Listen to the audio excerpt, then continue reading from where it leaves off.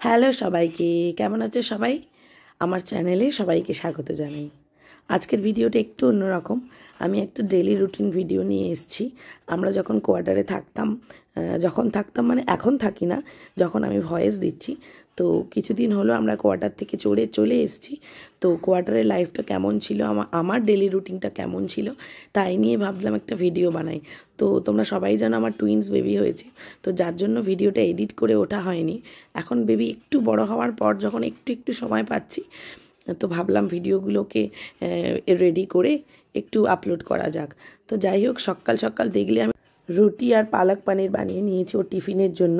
তো সকাল সকাল রেডি হয়ে বেরিয়ে গেল, প্রায় 7টা 7:30 নাগাদও বেরিয়ে যায়। আমাকে একটু সকালেই উঠতে হয়। তো আমি ওকে বাই করে ঘরে চলে এলাম। খুব ঠান্ডা ওখানে দিল্লিতে। আমি যেই সময় ভিডিওটা বানিয়েছিলাম এসেই ঘুমিয়ে পড়েছি, আর একটু কী করবো বলো, এত তাড়াতাড়ি উঠে খুব ঠান্ডা। তো যার জন্য একটু শোয়ার পরে আবার উঠে একা একা একটু কিছুক্ষণের জন্যই শুয়ে একটু ফোন ঘাঁটলাম। তো একটু ঘুমিয়েও পড়েছিলাম। যাই হোক, উঠে একটু একা একা চা বানিয়ে নিলাম। তো জল খেয়ে একটু চা বানিয়ে চা বিস্কিট নিয়ে বসে পড়লাম আমার বাড়িতে আমার মা বোন সঙ্গে কথা বলতে বলতে চা বিস্কুটগুলো খেয়ে নিলাম। তো তারপরেই শুরু হলো সারা দিনের মেয়েদের যা কাজ, বিছানাপত্র ঝাড়া, সমস্ত রকমের সাংসারিক কাজ।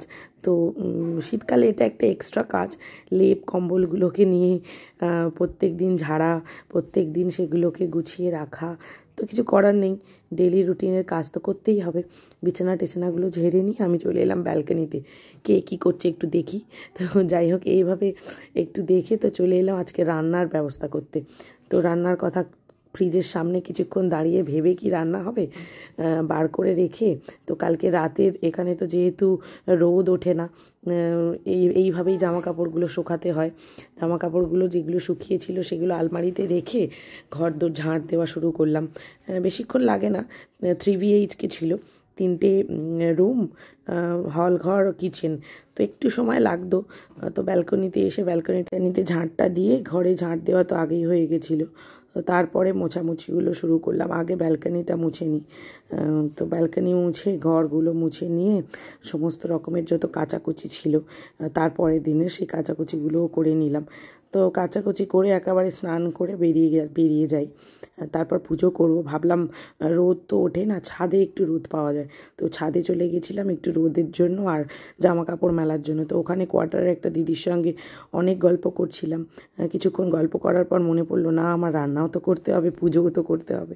তারপর তাড়াহুড়ো করে চলে এলাম পুজো করার জন্য। পুজো করে সেদিনে আমার গ্যাসটা শেষ হয়ে গেছিলো, যার জন্য ইন্ডাকশানে একটু ভাতি করে নিয়েছি। আলু ভাতে, ডাল ছড়িয়ে ডিম ভাতে, ঘি দিয়ে বা বাটার দিয়ে খাওয়ার জন্য। তো এটা তো জাস্ট অমৃত লাগে, তোমরা সকলেই জানো। তো তোমরা কে কে ভাত খেতে পছন্দ করো আলু ভাতে এইরকমভাবে, তো জানিও আমাকে কমেন্টে। আর খাওয়া দাওয়ার পরে আর কি, বাঙালির দুপুরবেলা খাওয়ার পরে একটু ঘুম না হলে হয়। তো লেপের মধ্যে কম্বলের মধ্যে একটু গিয়ে আবার শুয়ে পড়েছিলাম আমি। তো এই হলো আমার দুপুর 3টে পর্যন্ত সকাল থেকে কোয়ার্টার লাইফ ছিল। তো সবাই কেমন লাগলো আমার ভিডিওগুলো জানিও। আমার আরও ব্লগ আসতে চলেছে আমার বেবিদের নিয়ে। তো তোমরা সবাই সঙ্গে থেকো, আমার পাশে থেকো, চ্যানেলটাকে সাবস্ক্রাইব করো। ভিডিওগুলো কেমন হয় জানিও অবশ্যই। তো থ্যাংক ইউ, বাই বাই, ভালো থেকো সবাই।